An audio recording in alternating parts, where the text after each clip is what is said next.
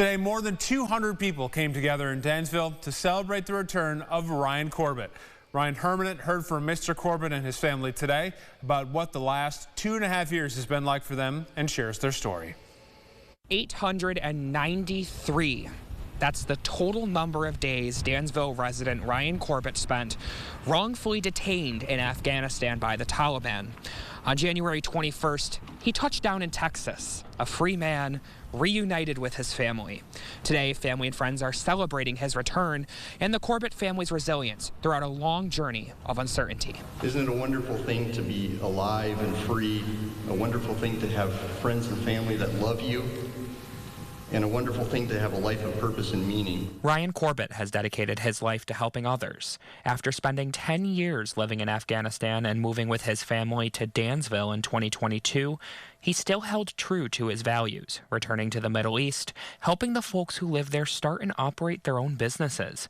On August 10th of 2022, his life would change forever after being wrongfully detained by the Taliban. I was lied to and threatened regularly. I was under constant video surveillance. I was moved from place to place with handcuffs and a hood.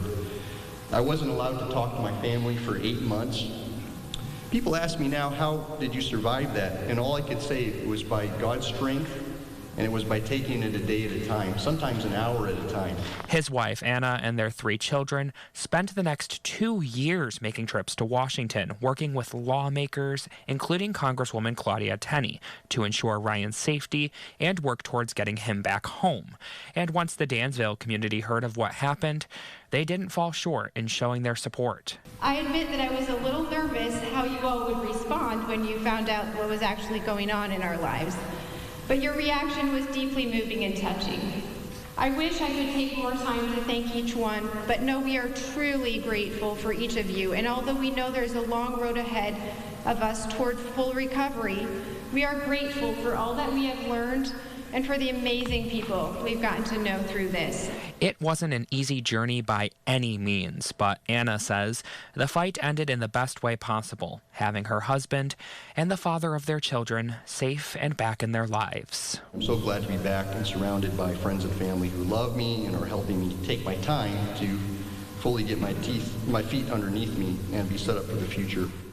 And of course, there's the question of what's next for Ryan as he settles back home with his family and begins a new chapter of his life. And he says he's taking it one day at a time, forever grateful for his freedom. Reporting in Dansville, Ryan Hermanit, News 8.